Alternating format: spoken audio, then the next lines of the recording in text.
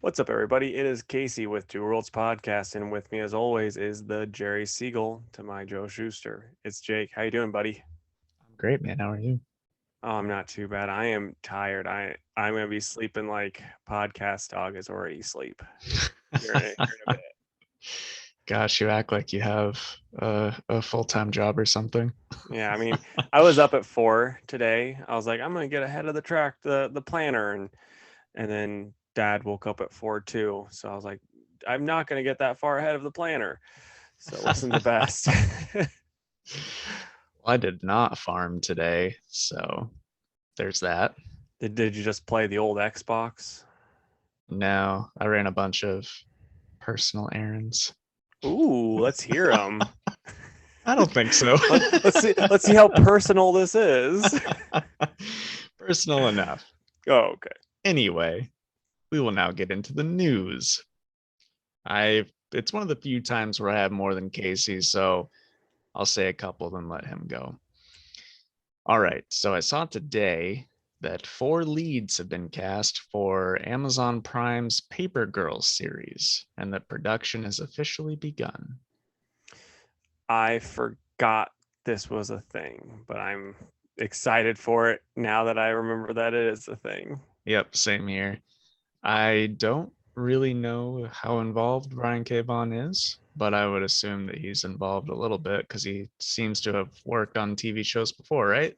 Yeah, and it seems anymore when like these creator-owned books get made into stuff, it's like they at least get a producer credit. So like I have a feeling him and Cliff are gonna be in it some way. It's rarely like how it used to be where it was just like we own the rights and we do what we want. So Right.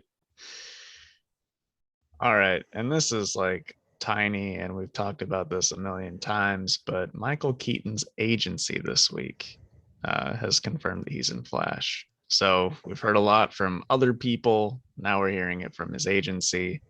So, you know, that happened yeah, this week. that's exciting. I mean, at least now it's finally confirmed. If only Right. we could get some like for sure confirmation on some of the Spider-Man news, things could be a little bit better. Well, hey, what a great segue.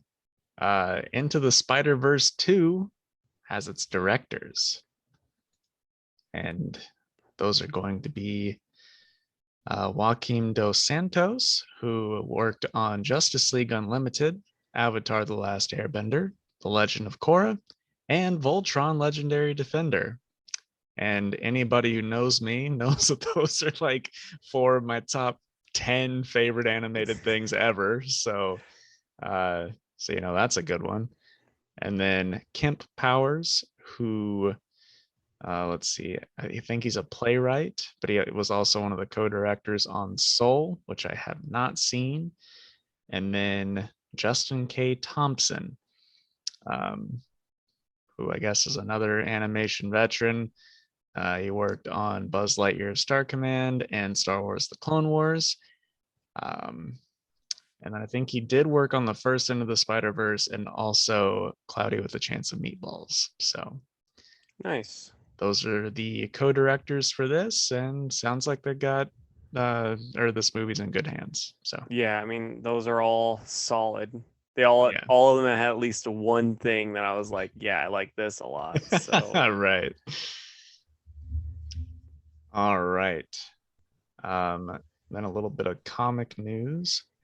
DC is actually canceling the regular Superman title in July, and they're going to instead launch Superman, Son of Kal-El, featuring Jonathan Kent.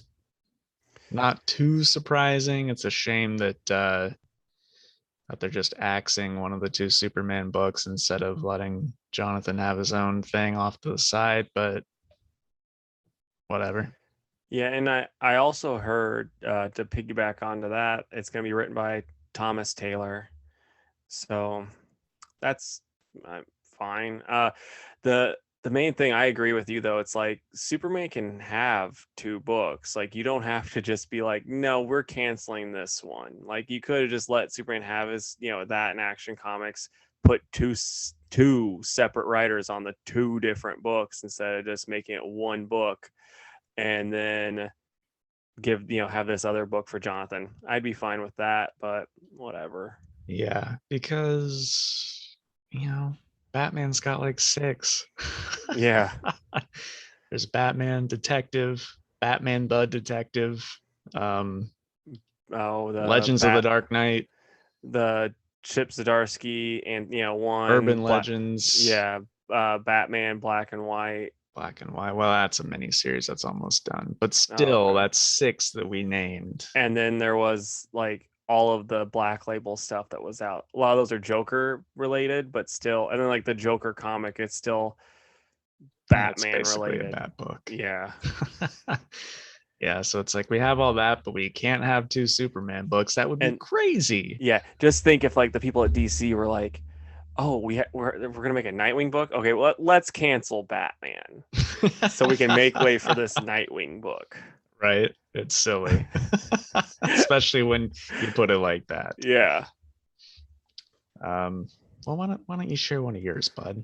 So this one, it's very small, has no real connection to the podcast except for the fact that it might make you happy. Knuckles has been confirmed for Sonic 2, so we're gonna get Tails and Knuckles. That's a three-way I'm excited for. Am I right? You are right, and I'm right there with you, bud. Yeah, very excited for that. I love Knuckles. Like pretty much, I don't know of a kid who didn't like Knuckles because those games, Sonic 1 through 3, and some of the spin-offs all had plenty of attitude back in the 90s, but Knuckles was like the real angsty, borderline anti-hero one, and that was kind of who I always thought was the coolest. Yeah, same Um, here. I do think though the people that grew up with like the Dreamcast games where you had to play as Knuckles and like you had to find the Chaos Emeralds probably hated them because those levels sucked. Dude, they were frustrating, but I did love the open world exploration that Yeah. went on during that. It's just like, oh man, this is cool. I can fly around as Knuckles. But then when the timer hit like 30 seconds and you haven't found all the Chaos Emeralds, it's like, well, crap, I don't want to keep doing this. Like I just want to meet the kid though that was like, you know, these Knuckle levels are so much better than the Sonic and Tails levels, and then like Big the Cat, my favorite. Oh my gosh, dude. I remember we're getting so off topic here, but Sonic Adventure, I beat all like 100% all the different storylines except for Big the Cat because there was one of those fishing levels that I couldn't catch him. Yeah. I'm dangling the lure right in front of Froggy, and Froggy just wasn't taking that bait. I was like, Yeah. this is the worst. Dude, it's so funny because like my sister had that game and I had to beat the Big the Cat levels for her. She could do all the other ones, but I was killing it on Big the Cat. That's so funny, dude. I love that. All right, moving along. So, I mentioned Justice League Unlimited earlier. JLU is actually returning this July in comics, but it's going to be known as Justice League Infinity. It will be digital first and then make its way to print, like a lot of things do nowadays. It's going to be 7 issues written by J.M. DeMatteis and James Tucker, with art by Ethan Beavers. I think that sounds like tons of fun. Yeah. No, I mean, I was pretty much sold when you mentioned the creative team. I was like, that sounds pretty rad. That I was just thinking while you were talking about this, I think like a Justice League Unlimited type of comic book would be the coolest thing. Yeah. And I'm pretty sure JM wrote a couple episodes of the show. So Probably did. Like when you look at the writers on that show, you're like, oh crap, I know these people. no wonder it was amazing. Yeah. Yeah, so that's some exciting news. Some not exciting news, though, is that in the regular Justice League comic book, Bendis is launching a new superhero team called the United. And basically, the United is the team that will become the Legion of Superheroes. So Bendis, of course, as soon as he jumps on a title, he's like, I got to put my mark on this stat and make sure that the entire history is changed with my name on it. So it's a Galactic Justice League type team. They're going to go by the United and eventually will become the Legion. I guess because his Legion book got canceled and he was like, well, I'll show them. I'll just put them in Justice League. So I just don't get why he gets to do whatever he wants. I don't know. I truly don't know. It's baffling. Yeah. And I've got the cover pulled up here. It's going to start in Justice League number 64. And the cover's awesome, but it shows the United as like silhouettes with the sun behind them. And the leader looks a lot like Hawkman. And I don't want Hawkman written by Bendis. Yeah. Because that's going to be bad, especially after Venditti just had this amazing run on Hawkman. So, gosh, I don't know. Anyway. I mean, the way I look at it, and you might not like looking at it this way, but I just like to pretend when Bendis is writing a book that book's been canceled. So like we didn't have Superman for like what 2 years because it was just canceled for 2 years and they brought it back. So I mean that's how Justice League is, and that's how Legion of Superhero, like or the United are now. So it's just that doesn't exist. And then yeah, I mean, if Bendis can ignore years of continuity, I can choose to ignore his continuity, exactly. right? Exactly. All right. And then Greg Wiseman gave an update on Young Justice Season 4. He said that 9 episodes have been totally completed, 6 more are in post-production, 11 are being animated in South Korea, and pre-production is virtually over. So that's good to hear because nothing has been said about this show since September of 2020. So it was nice just to get a little update that, hey, a good chunk of it's done and we're almost done with the rest of it. So yeah, good news. that is good. It's that show, if I remember right, when it was airing on Cartoon Network, it just had the worst time of like episodes airing. Like it would be like you get like 5 to 10 episodes, and then it was just like, well, maybe in 5 years you'll get the rest. And Yeah. then like at least now that it's streaming, it doesn't seem near as bad. Right. Well, I don't know if having, the DC streaming service helped and then now HBO, I don't know if that's like making sure it's getting done, but either way. Who knows? Like HBO does not push its animated stuff at all. Like they have some great adult animation, some great like kid animation stuff, and it's like you look at their commercials. I think that I've seen one for Close Enough, and it's like everything, like otherwise it's just like, no, we don't want to push this. We don't want those type of people downloading our super cool streaming service. Right. Well, they'll need to if they want this to keep going. Like Yeah. the people demanding it will only carry it so far. Yeah, for sure. So Emilia Clarke joins the cast of Marvel's Secret Invasions. I'm assuming she's going to be a Skrull, probably the Skrull Queen. I mean, are you excited? Because she's a Game of Throners, isn't she? She is, yeah. She was Daenerys. The Dragon Lady. Yeah, the Okay. Dragon Lady. Casey's a huge fan. Yeah. Is this series live action? Yes. Okay. I'm almost positive it is. Okay. She's a great actress, so yeah, I am excited for it. My one gripe is I just think it's stupid that they're doing Secret Invasion as a TV series with starring Nick Fury. It's like this is something that needs to be like the next Avenger, like Civil War type, like that level of a thing. Heck, start it up early on, then have it be like Avengers 30 Secret Invasion, and you could bring back Chris Evans and Robert Downey Jr. as Skrulls and like just tear at people's heartstrings. It'd work a lot better than just being like, no, we're gonna have a throwaway 6-hour TV, 6-hour TV show for this. It's like Yeah. you could do a lot more with that.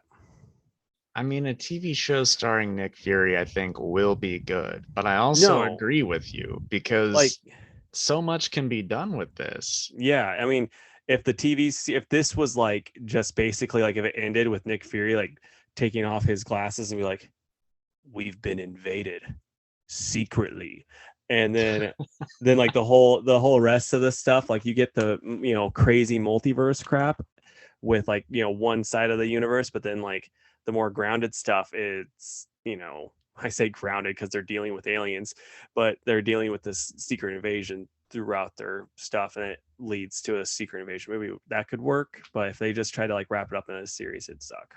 Yeah, like this next phase, the after credit scene is a scroll disguised as somebody doing something bad, and Yeah. then bam, event movie. Hmm. But hey, we don't work for these companies.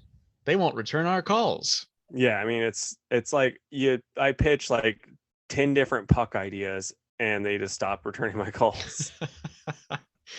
It's funny that you say that like they used to return your Yeah, they're calls. like, oh god, it's Casey with another puck idea. Like, yeah, Casey will totally read this and then straight to the shredder. Yeah. All right. Well, this next bit might excite you a little bit. It did me. Brian Azzarello and Alex question mark may leave will have a 3-issue miniseries through Black Label called Suicide Squad Get Joker. And that will see Amanda Waller recruit Batman's former partner Red Hood to work with Harley and the rest of the Suicide Squad to bring down Joker for all of his deadly crimes. This is a book that Azzarello is going to excel at.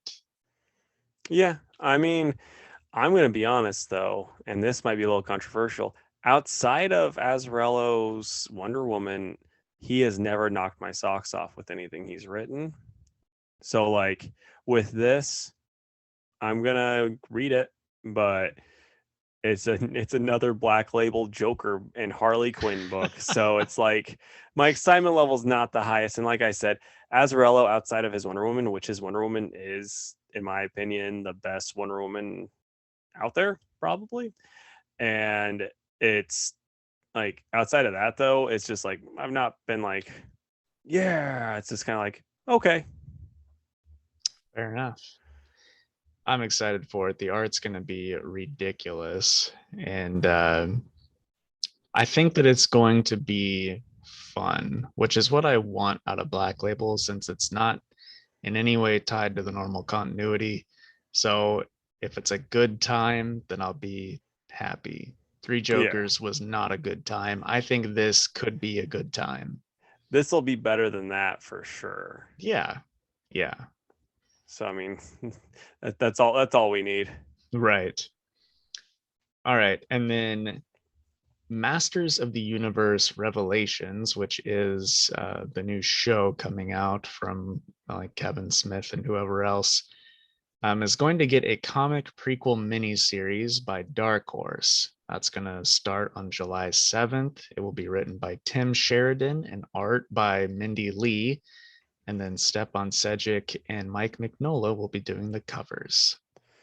Those covers are going to be incredible, and that just kind of reminds me to piggyback off of that. You really liked that Transylvania or the what is it? It's based off a video game. It was a TV show. Warren Ellis was one of the showrunners on it, and then you got Castlevania. Castlevania, not Transylvania. That's actually gonna have its last season, I think, coming out this year. Oh, they said it was last season? I'm pretty sure it's its last season. It's coming out this year. That's a shame. Yeah. I wonder if it's with all that stuff. I think it's 100% the reason why it's the last season. Oh, that is such a shame, man. That show is awesome. Dang it. Why do people have to be creeps? Just don't be a effing creep.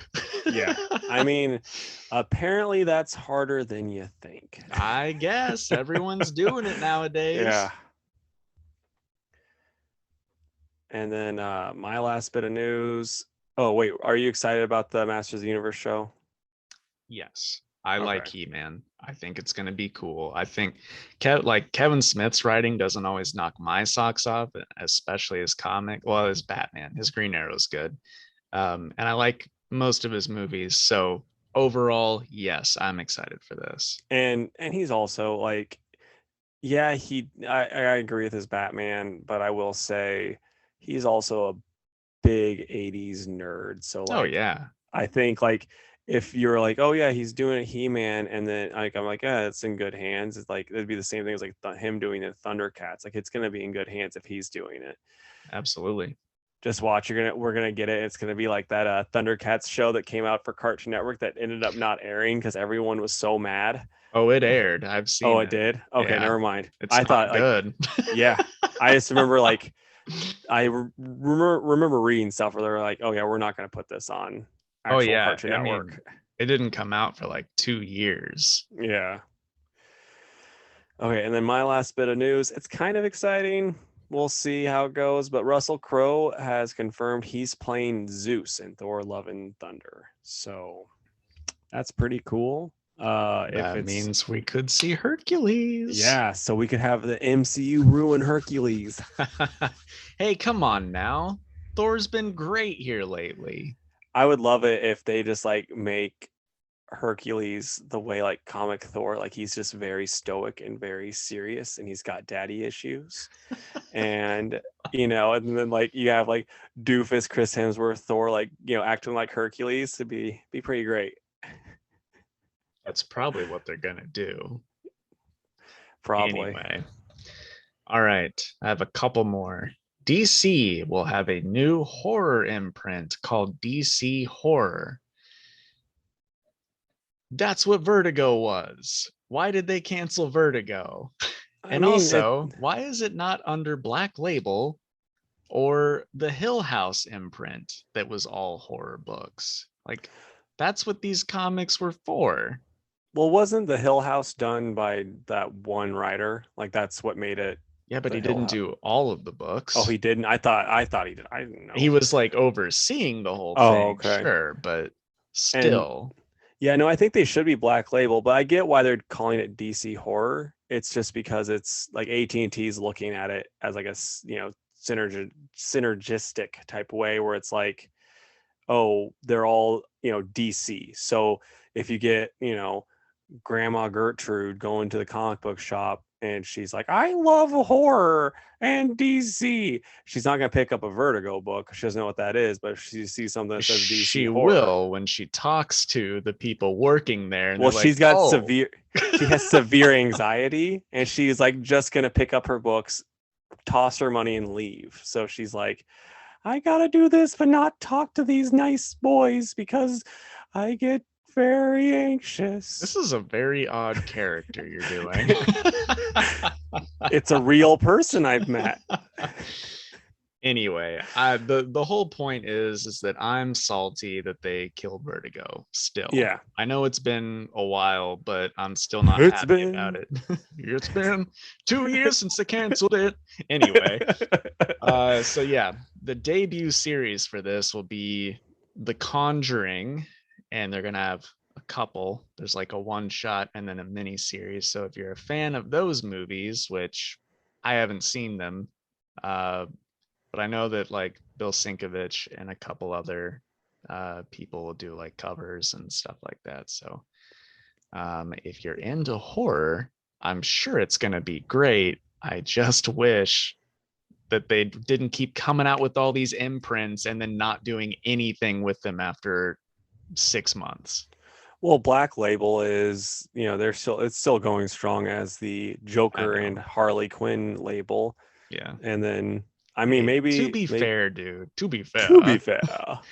they did question and Yeah. a couple other things. So like I give Black Label credit, but you know, it's just annoying. No, I Anyway, agree.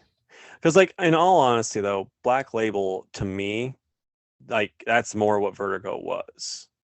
Yeah, Because I I agree. mean, like, because you're talking about like, oh, Vertigo being horror, but it's like, why the Last Man was Vertigo too, you know? Mhm. So I mean, it's like, it wasn't just horror; it was also just stuff that DC was like, sure, we'll do this book like Image does, but not pay you as much probably.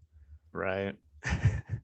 Yeah, but man, in the 90s and early 2000s, it was the go-to for horror and like gritty crime. Yeah. Like basically what I'm saying right now, Casey, is that I need them to say, hey, there's a new Black Label mini series written by Matt Wagner, and it's called Sandman Mystery Theater, and it's gonna be a mini, like a 6-issue mini that just takes place after the original series he did.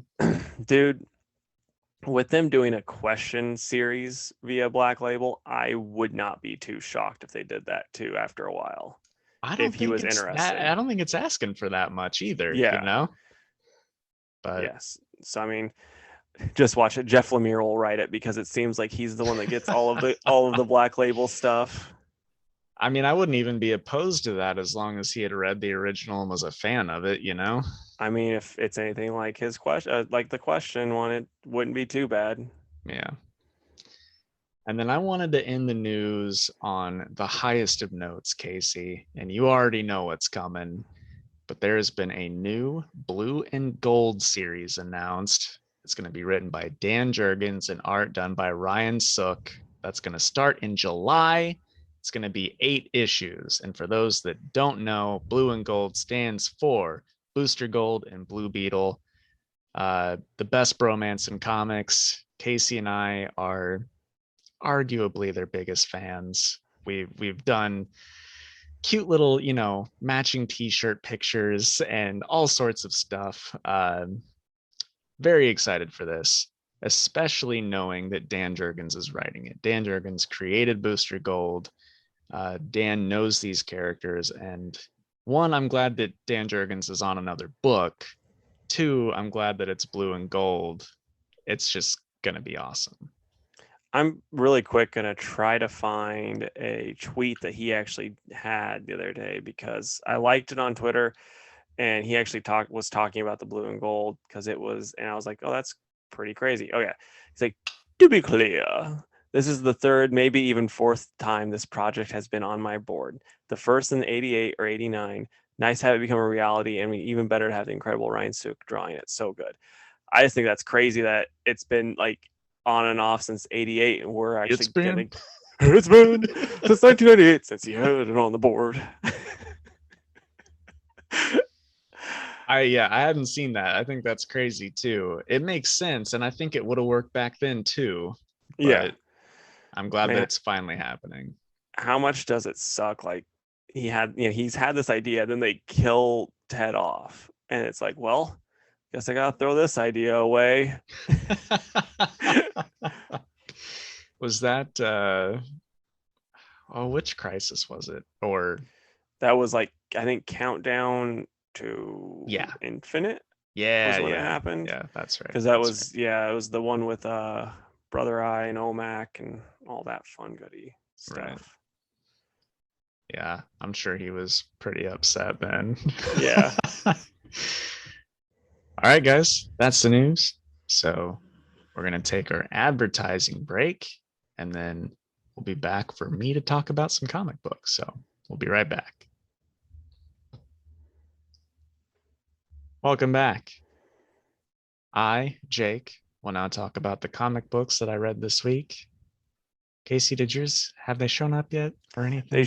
They got here when I got home from work, so Fantastic. probably won't get to them because I'm gonna be waking up pretty early, and I'll hopefully I get this edited before I leave for work, and then I'm gonna be at work until 7 or 8. So Yeah.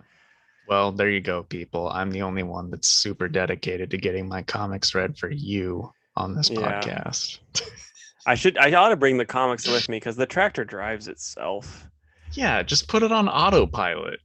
Dude, you joke, but no, I have a I button. don't joke. Okay, I didn't, because the way you said it, it sounded sarcastic. But no, I just Right. press a button and then I'm like, okay, I got to watch the back of this so it doesn't break again. And I look at the back, and that's what I do. Is it just like podcasts all day for you while you Yep. do this? Yeah, I figured. Yeah, I was listening to this one where like I was giving one a run through, and they were talking about D&D, and I was like, this is not I was not enjoying myself, but it also gave me the itch to play D&D again. So that's one thing I wanted to bring up to you. If you guys want to see us 230, like a 30-year-old and a young 29-year-old play with a couple other 30 somethings, let us know in the comments and we'll get that worked out.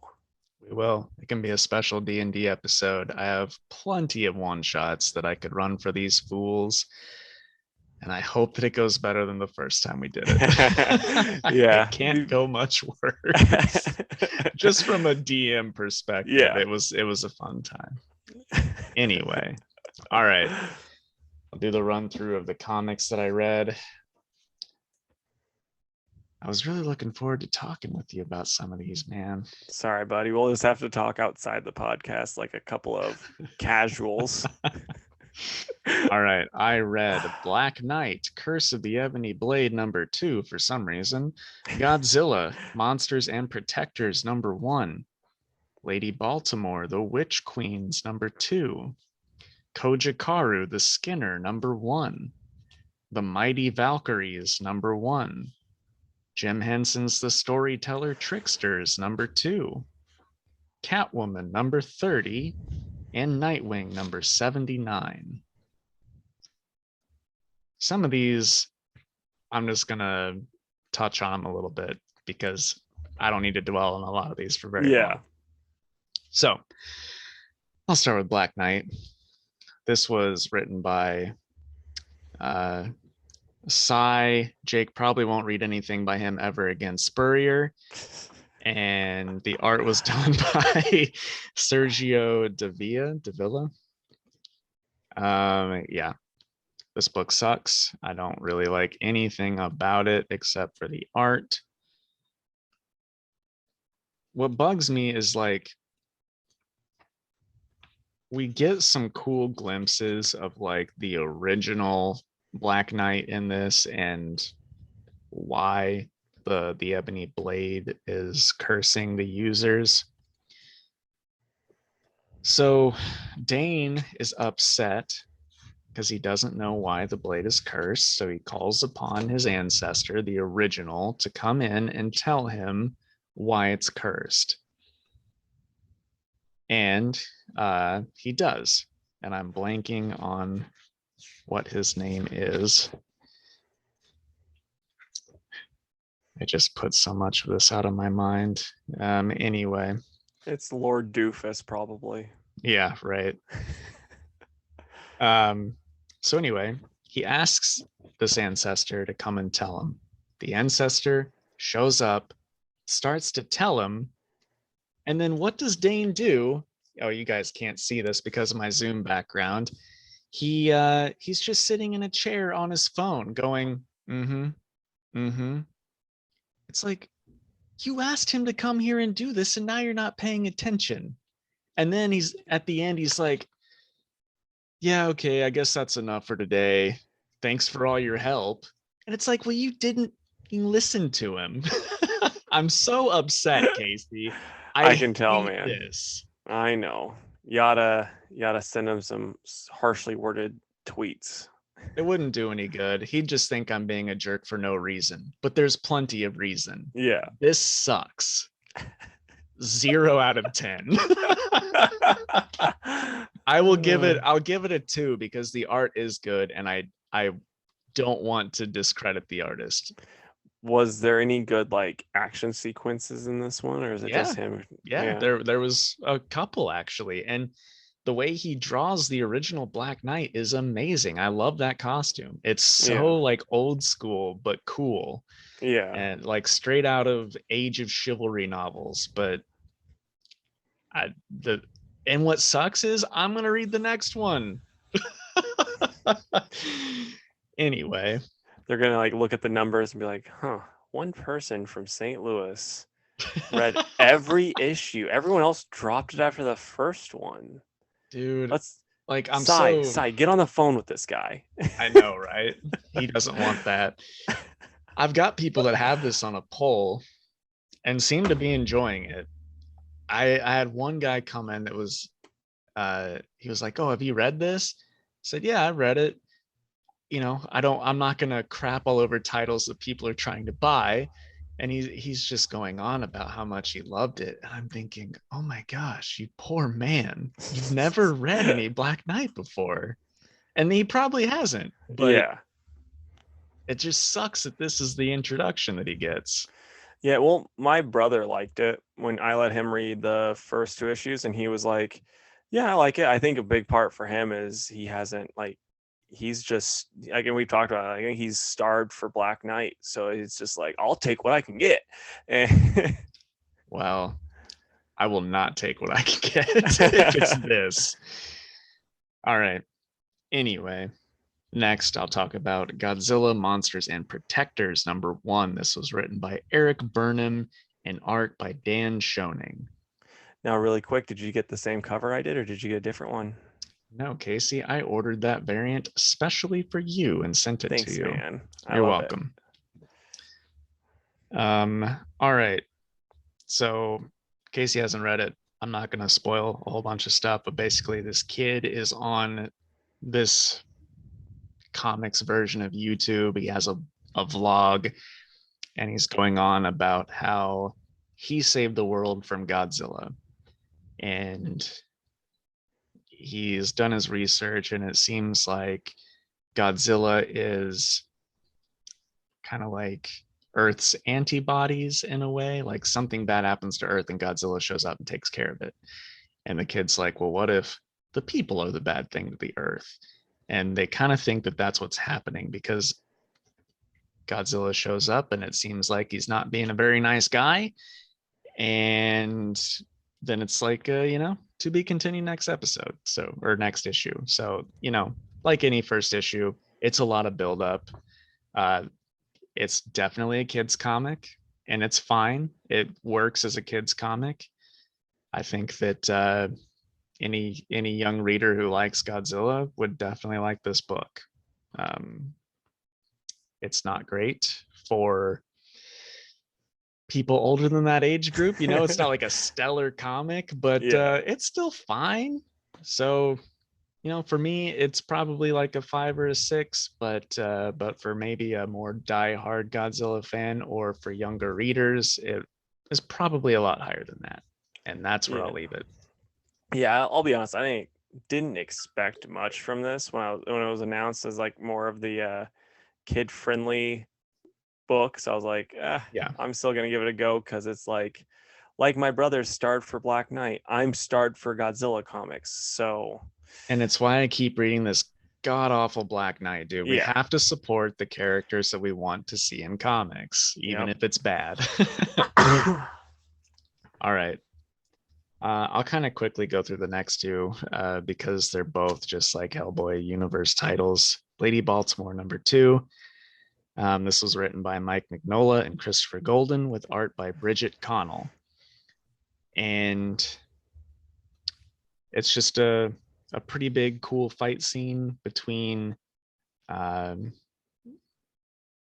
this order of like witch hunters and some witch queens and crazy demons and stuff like that. And one of the people from the order tells Lady Baltimore that even though they see Lord Baltimore in his crypt dead, they think that he's still alive out there. So I am kind of curious what that's about. And Lady Baltimore sure wants her dead husband back because she misses him, and also because the world needs him. So, it was a fun issue. It's just more witch hunting fights, and that's why I'm reading this book. So it was pretty cool. 7 out of 10. Is Lord Baltimore a Raven? No, he's an Oriole. Oh, okay. Sports. All right. Next, we've got Cojacaru the Skinner. This was written by Mike Mignola and Christopher Golden, and the art was done by Peter Bergting. And this is gonna be a 2-issue series, so short and sweet. But some Polish soldiers during World War II, one of them comes across a list with Hitler's like spies in the various like armies, like how am I trying to say this? Like the Allies, right? He has spies in all these places. They've got a list of names. But all these crazy witches and demons show up, and they're trying to stop them from letting that be known, because I guess the Nazis are working with the occult in this, which is a very Hellboy universe thing to happen, right? Yeah. So some of the good witches, or just ladies that know magic, they resurrect Cojacaru the Skinner, who is this like kind of medievalish lady knight who used to fight witches back in her day. And so they need her help again. And Cojacaru shows up, and she's like, okay, soldier whose name Jake can't remember right now. It's like, you'll That's be a weird safe. name. I know. She's like, you'll be safe if you can make it to that cathedral. They can't get you in there, and I'm gonna cover you while you get there. And she just starts hacking away with sword and shield to give this guy cover. So it was cool. There's undead, there's witches, there's Nazis, there's a resurrected warrior killing them. It's fun. So yeah, another 7 out of 10 for me. Nice. All right. The Mighty Valkyries #1. This was written by Jason Aaron and Torun Groenbeck, and then art done by Mattia de Eulis. Gosh, I'm so sorry. And then there's a backup story that's just written by Torun Groenbeck with art by Erica D'Urso. Now, most of you know how I felt about the last miniseries featuring the Valkyries. This one I actually liked, which may come as a shock, but it was pretty good. The art is really good, like crazy good. Why isn't this person doing other bigger titles? But anyway, we start off in a hospital, and Jane is talking to a Dr. Stephen Strange, and he's like, hey, has anyone in the morgue shown up with like wounds from like a big dog that might be Asgardian? And anyway, Jane works in the morgue because she was demoted from being a doctor because she never showed up for work because she was too busy out being Thor. So she goes down to the morgue, and the guy she works for down there is like, well, some of my morgue buddies that I meet up with at the bar said that a guy with wounds like that showed up at one of their hospitals.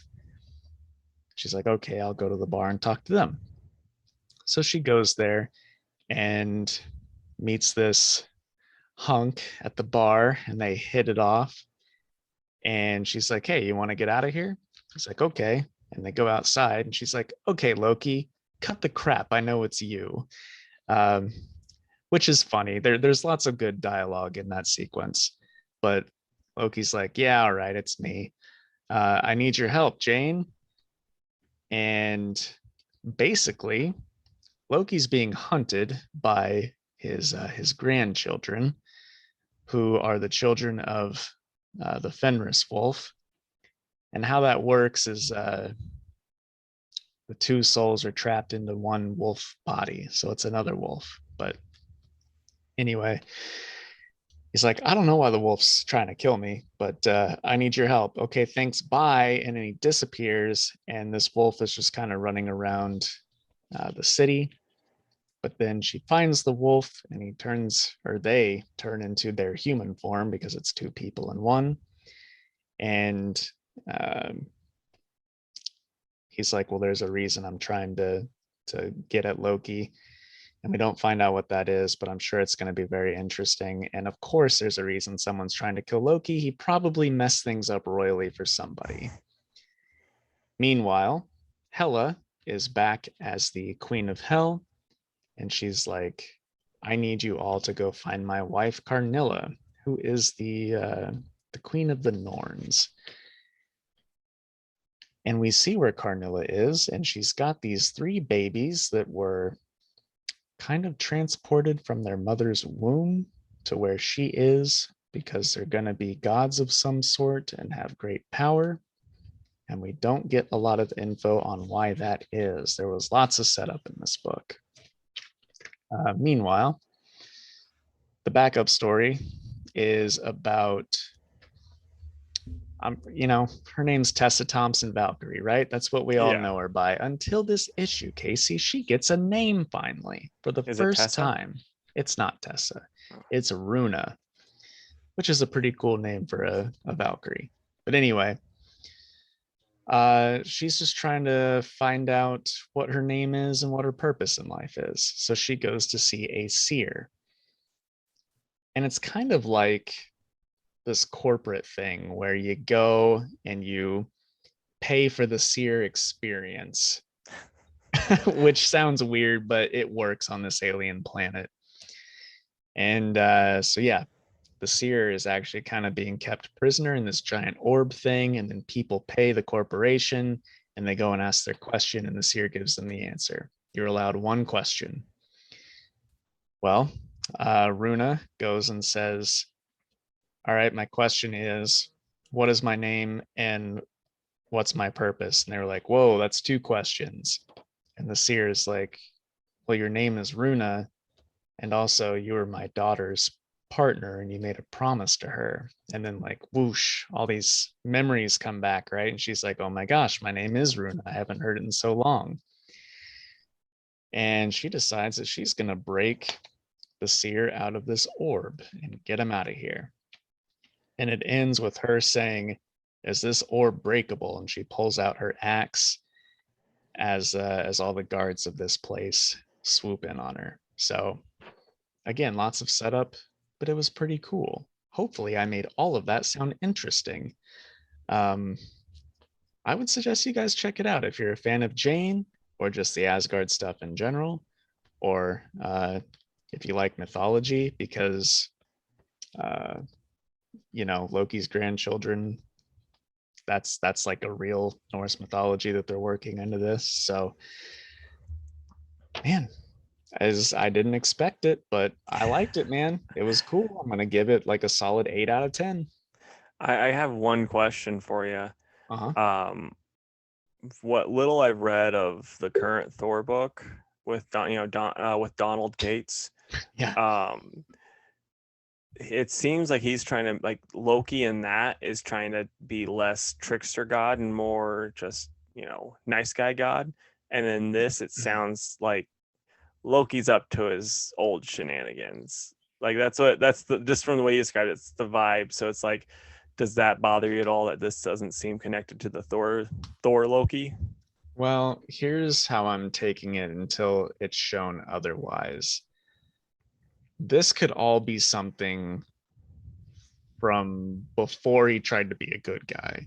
Okay.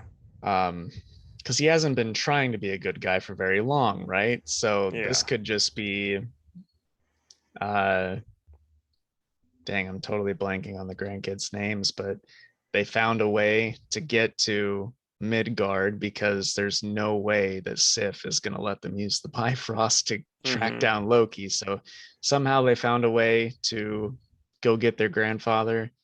They got there. They're like, you remember when you were a jerk a little while ago? We're here to make you pay for that. And then he's going to be like, I'm not that guy anymore. And they're like, yeah, I you are because gotcha. you're Loki. So Yeah. that's how I'm taking it.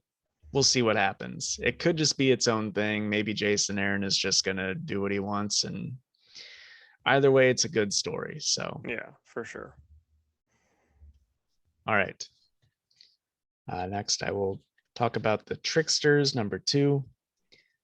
it was super cool. This old traveler stops by the storyteller's house and they're like, hey, will you let me wait out the storm here? And as a payment, I'll tell you a really good story. And it's just about this trickster god who ends up getting tricked by this girl that he used to play with when they were kids, because he goes through like life cycles.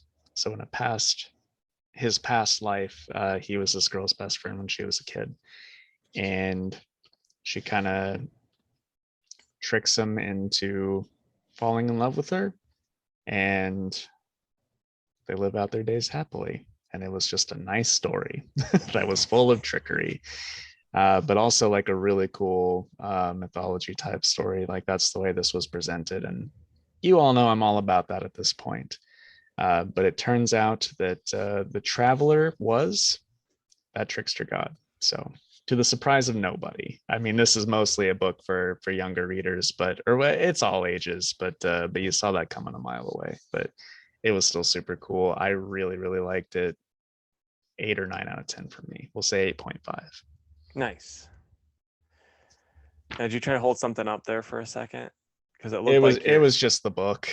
Yeah, because I was like, and it was just nothing. It was like Yep. invisible. Yep. It's just here in my hobbit hole. Yeah.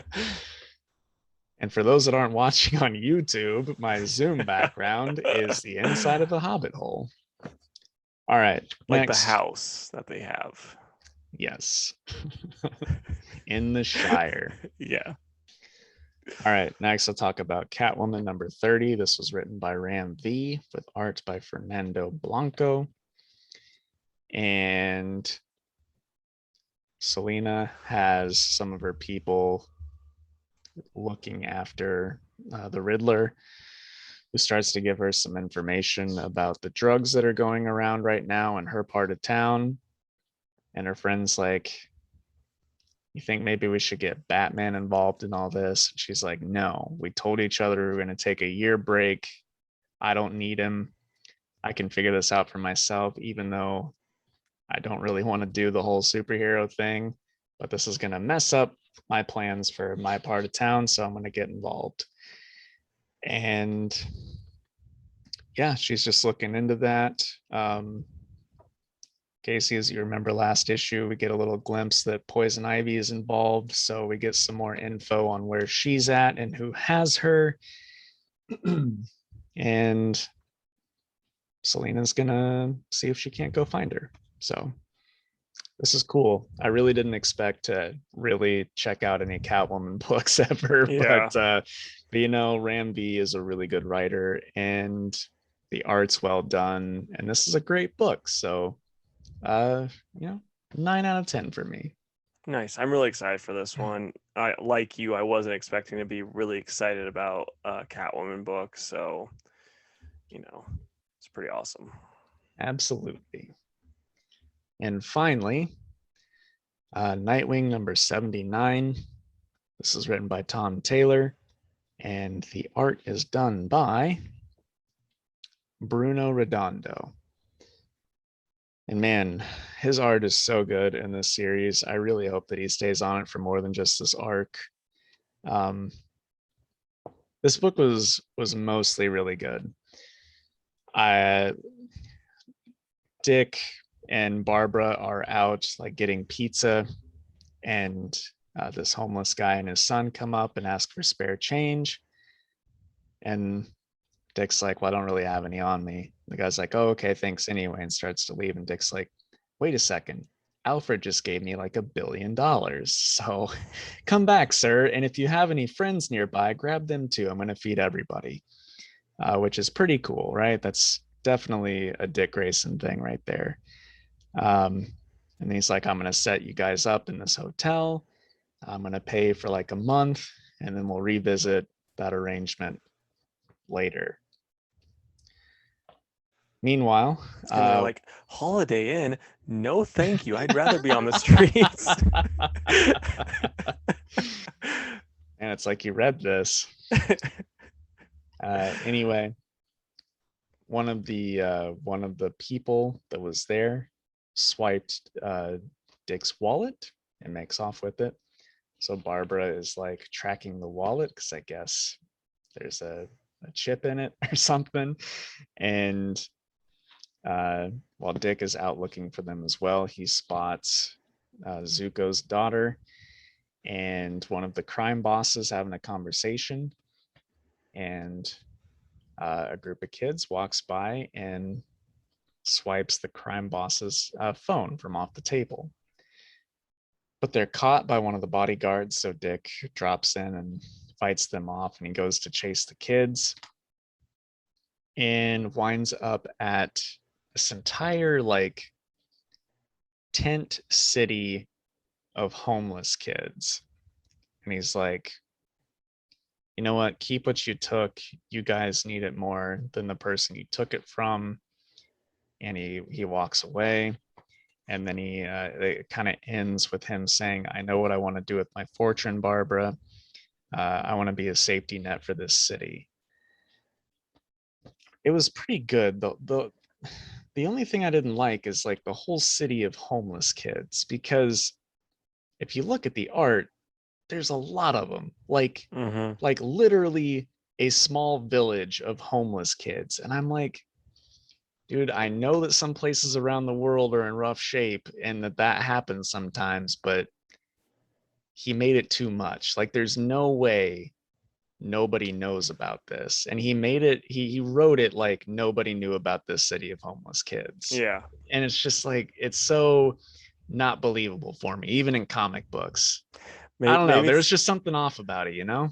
maybe it's like in Close Enough. So this is a spoiler alert for the first episode, but they go to this mall to get stuff to make like a thing for their daughter's class, and it's like they need cloth, and so like it's this like they run in these like old street urchins that are all like British street urchins, and they're like, oh hello sir, and they were like, well, you'll be our new parents, and like, like talking to them, and then like they basically are a sweatshop, like these like kids, and they make the thing for them, and then they all go to sleep, and like they tuck them all in and stuff, and then they wake up in the morning, and like they're not little street urchins, they're like little like British kids, they're actually like old tiny people.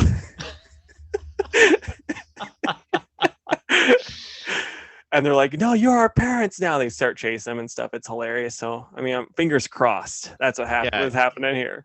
it could be, but if it's not, it's just a little weird. Yeah, And I Tom Taylor is guess, just gonna kill them all anyway, so don't worry about it. well, someone does die in this issue, and it was very heartbreaking. But I get that he's doing all this to make Dick look like a good person, right? And do good stuff with this money, which is fine. I just like, I don't know. I don't want to sound heartless, but like buying all the homeless people pizza, like that was the good deed for this issue, right? Like Yeah. he's putting it on too heavy. I'll say that. Anyway, it was still a fine issue. It was just that one thing that kind of took me out of it. But I'd still give it like an 8 out of 10 because the character moments are good, the dialogue's good, and the art is really, really good. So I am curious. It's kind of like, in Batman, Bruce has to be Batman with all of his money gone. Nightwing now has his memories back, and he has to be Nightwing with all that money. It's like roles are reverse, kind of. And I like that, and I want to see what happens with it. And I think so far it's been really good. I just hope that it stays pretty good. Because if Yeah. stuff like that keeps happening, it's just gonna get kind of like weird and not good. Yeah. Well, I mean, he's always had like a pretty hefty allowance from Bruce. So it's kind of weird that now that he's like, well, now that I have all of this money, before I was just making millions and now I'm a billionaire. So now I can help people. So Right. it's pretty silly that way, but Yeah, I'm well, gonna be hey, able. maybe not all the memories came back of him having money. Okay, fair enough. I don't know. All right. Anyway, what are you excited for next week, Casey? Well, I will say I'm excited for Better Ray Bill. because that first issue was awesome. And then oh, there was one that I'm like really pumped for. I gotta find it now because I forget. Oh, Silk #2. I was like shocked by how much I loved that first issue for like a character that I was like not. I'm like I basically just like her because she's got the coolest costume, and now I'm Yeah. like, oh, she's actually an awesome character. And then U.S. Agent would be my third one. What about you? Um, Probably gonna go detective. Um, I think that's been cool. I would also say Beta Ray Bill, but you took it, so I'll try to find something else here. I would also probably say Silk if I'm honest, but I'm gonna say Robin because even though the artist is not presenting himself well on social media, I'm still really excited for the premise of that story and for something else by Joshua Williamson. And then, and it's not like a Jake heavy week as far as releases. I'll say Action Comics All right. I because mean, even there's at the worst, it's like pretty good still. better than Teen Titans Academy. Yeah, yeah. All right, Fantastic Four. Yeah, man. So Aaron Rodgers has been a guest host on Jeopardy, and there's been a couple other famous folks that have been guest hosts. So I was just thinking, what are some comic creators, or like if you're just like, no, I want Ben Grimm as a guest host. You can even go characters if you want, as a guest host on Jeopardy. Who would you pick? Okay, well, I'm gonna stick to the creator side of it because I think that's fun. One of them I'm sure you already knew before you asked the question, but anyway, I'm gonna go Lin Wein as one of them because I'm going with like I could use anybody. Yeah. Lynn is no longer with us, unfortunately, but whenever he was on the Nerdist Comics podcast, he just presented himself so well and had all sorts of cool stories and knowledge that I would like to see that on, shown on the Mm-hmm. show. I'm also going to say James Robinson. Well, one, because he's British and that always makes it more fun, right? And then Mm-hmm. I think he'd be fun in that role. Same with Marv Wolfman. That's going to be my next choice. I don't know. The very little bit that we got to talk with him, I don't know. He just seemed so warm and welcoming and a nice Yeah. guy, and I don't know, just something about him. And then finally, the obvious one is Mark Waid, Yeah. because when it comes to comic book trivia, nobody else on the planet even holds a candle to Mark Waid. So I Yeah. think it'd be pretty awesome to see him host this kind of show. What about you? Well, Mark was on my mental list. Scott Snyder would have been up there because, like, if you've ever met Scott, he is such a nice guy, very Mm-hmm. personable. He'd be a very nice judge when people got answers wrong. He wouldn't make them feel too stupid, so that's always good. Um, oh, I would say since we're going living or dead, Stanley, you got to have him. Yeah. Every time someone got it right, he'd be like Excelsior. Every time they got it wrong, he'd be like Excelsior. So it'd be great. And then my last one, this is a I'm gonna say mildly lesser known guy. He hasn't written or drawn stuff in a while that I know of. But Dennis Calero, Oh yeah. best hair in the biz and very, very charismatic. So much charisma. Yeah, If he had a D&D character sheet, his charisma would be a 20, hands down. yeah. Like he would be in my opinion, the best comic book creator to host Jeopardy, which is a weird, very specific thing, but he'd be great at it. All right, man. Well, I think that brings us to the end of the episode. I think it does. All right. Gonna go through the closing plugs. If you would, please like us on Facebook at facebook.com/Two Worlds Podcast. You can also find us on Twitter at 2_worlds_PC and on Instagram at Two Worlds Pod. You can email us at twoworldspodcast@gmail.com. We're now on YouTube. This will be our third episode on YouTube if you'd like to see our very handsome faces. And then if you would, review us 5 stars wherever you're listening to this. It would help us out a lot. We appreciate you all. And we'd love to stay in chat, but we got to go create Superman. Bye, guys. Bye, guys.